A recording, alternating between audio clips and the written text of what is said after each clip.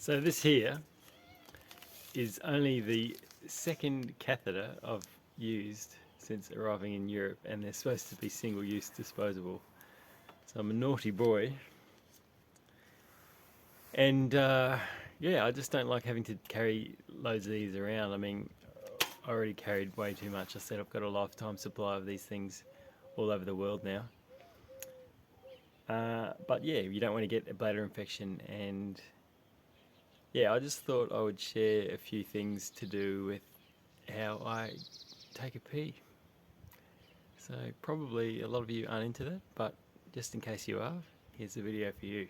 Yeah, so basically with my spinal injury, it's pretty much at the bottom of the thoracic, and the bladder function and everything is right down the bottom of the spine. And so I don't have any feeling of whether the bladder's full, whether I need to go, I can't push it out or anything like that. So when I pee, it's actually like a medical procedure. I have to put this tube down, there's a little hole, some holes at this end, and it comes out that end. I stick my thumb on, get it in a little bottle, fill it up, and that's how I do it. And it comes out real slow. And the other annoying thing is that the thing that closes the bottom of the bladder is open for me, so if I do some heavy exercise or lifting or whatever, I tend to get just the tiniest little bit leaking out. And I've had a whole bunch of different ways of dealing with that, but one of them is just to have a few of these around. And yeah, at the moment I've got like a little freezer bag, literally a plastic bag and a bit of thing tied around it. I've stuck in bits of toilet paper and tied it off and all kinds of weird things. I put like a rubber glove on it, tied it on. Yeah, it's a really annoying thing, the leaking thing, and apparently there's some operations and stuff you can do. I'm thinking maybe I can do my own kind of operation, you know, shove something up there with this, push something in on the end of it. No, I'm not thinking that. Yeah, so it's one of the most annoying day-to-day things of the spinal injury. I mean, I guess there's a few, but yeah, hopefully it's something I can sort out sometime. But as for the single-use thing, well, I just give it a wipe with a piece of toilet paper. I had, you know, rinse the insides and whatever. Like we started off doing it in New Zealand. We just like rinsed them out and hung them out to dry, and then I thought, well, why am I doing this? Like we've got a whole bunch of used catheters. I can just use one, use it several times, give it a wipe each time or whatever, instead of putting water through it, which is probably silly because the urine's going to go in the holes and out. It's not going to really take what's inside the tube back into the bladder. So it's just what's on the outside, I think, is the most important. But yeah, so now I don't even rinse them usually. I just swipe the outside with a bit of toilet paper and stick it back in the old tube, and yeah, every time I use it I stick a bit of lube on there. You can get expensive catheters like $7 a pop. It's, I don't know, 4 or 5 euros a pop, and you might use them, you know, 5 or 6 times a day. Some people do. Usually I do only 3 or so. So it can get really expensive, but these things are $1.20. You stick your own lube on them, and I'm using it for like over a week, so it's ridiculous. But I can't encourage this. I'm not a doctor, and definitely it's bad medical advice. But so far, I haven't got a bladder infection, and it just makes my life easier. And I like breaking the rules and taking risks, maybe. How did I get in this situation in the first place? Yeah. Let me just pause a moment while I think about what the other things I was going to try and cover. One of the things that really annoys me about the whole medical thing is that people don't even know what things cost a lot of the time. Like the wheelchair I'm sitting in, I'm not exactly sure how much it costs. I've got a rough idea of something I heard or whatever, but because it's government funded, it's a niche industry, you just get things that are, yeah, pretty expensive. Having said that, it works pretty well, and it's probably built pretty reliably. I'm still not exactly sure how heavy it is. That could be a bit of a drama when I have to lift it into the car myself, but yeah. Yeah, no bladder infections. Apparently you know about it if you have it. It's really bad. It puts you in hospital. The urine gets smelly and cloudy. Although my sense of smell isn't so good, so that's one of the things I'm sort of a bit worried about. Um, Not being able to monitor it so well, but yeah, there's usually like, yeah, maybe I won't describe how it looks, but I can look at it going down the tube and I've got a bit of a feel for it, and yeah, it seems to run like clockwork for me. So I'm lucky that way. So it's 24 hours later, and just reporting that I'm still not in hospital with a bladder infection. I just did my morning pee and it seemed to go fine. If you've stayed this far in the video, I suppose you can handle a bit of graphic stuff. Otherwise you would have turned it off by now. So yeah, I forgot to say yesterday that, yeah, putting it into the penis, it's obviously something that most guys wouldn't want to do. And yeah, I was pretty sensitive around there before the accident, but now I can't feel anything at all. When they first did it in the hospital for the catheters, they leave in there for a few weeks. They had all kinds of, you know, gels and stuff to numb it, just in case, but I couldn't feel anything anyway. So yeah, by the time you've been in hospital a few months, you're kind of used to everything, just like the nurses are, so it wasn't too much of a worry mentally to do that medical procedure. Yeah, I had quite a few leaks last night, which, I don't know, maybe it was when I was rolling over, having a little bit of, you know, stress incontinence when you're doing stuff. But this thing here was basically soaked with pee, pretty disgusting.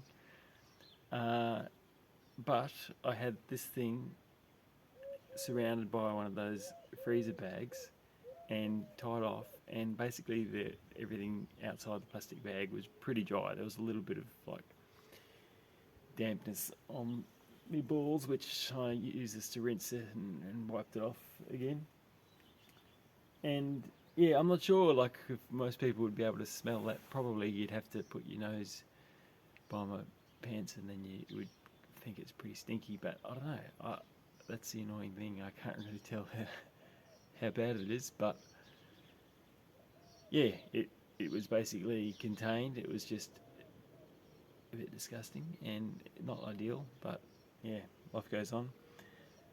So yeah, bladder infections are bad. I read in one of the spinal handbooks that we got given in New Zealand that before the wars and all the medical advances, it was normal that about some huge proportion, like a third or half of spinal injury people died within a few years of the injury just because of bladder infection. So it's pretty serious.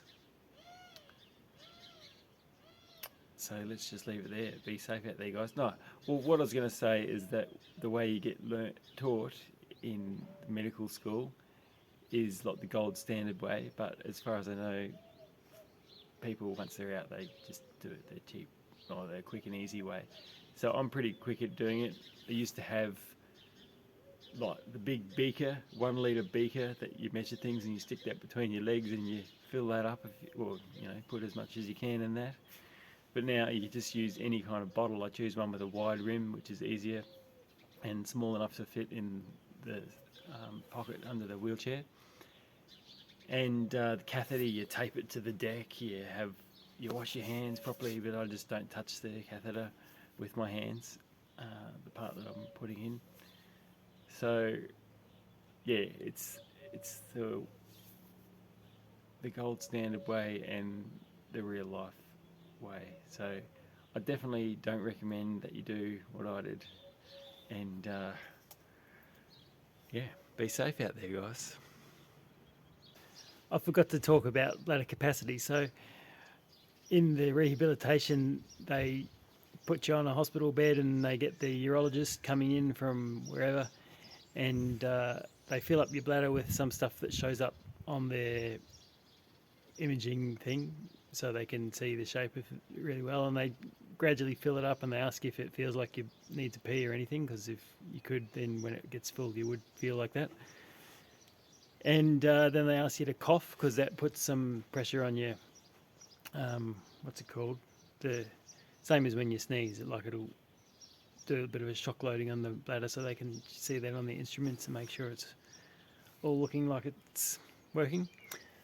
And nominally your bladder capacity is less than half a litre, but I was secretly hoping that when they did this test on me that they would find that I had a huge bladder. Like I've had those, like in the sailplane just before the accident, I had those flights where I landed and just peed like heaps, and that's the main reason I landed, like 7-hour flights or whatever. And I did pee occasionally from the paraglider, but often I just didn't drink much and just didn't have to deal with that. But yeah, they only filled it to 400 mils, and they thought, oh, the bladder's open, we're just wasting our time, we fill it up. But that's kind of annoying because, like, isn't the whole point of doing these things in a controlled environment where you've got lots of, data to find these kind of things out? So, yeah. But basically, for me, it doesn't seem to matter. I can have an almost empty bladder, like it can be half an hour after avoiding it is when you empty it. And you should try and get rid of everything because then there's less risk of something, the swampy water's getting some bladder infection later on. So better if you clear the whole lot out. Yeah. So even half an hour after voiding, I would do a lift from the floor to the wheelchair, which is a pretty strenuous one, or from a low couch, and that would just empty out whatever was still in there. So the other extreme, I could have a litre in there, which doesn't happen very often, and I'm not exactly sure how full your bladder would feel if I had a litre in there.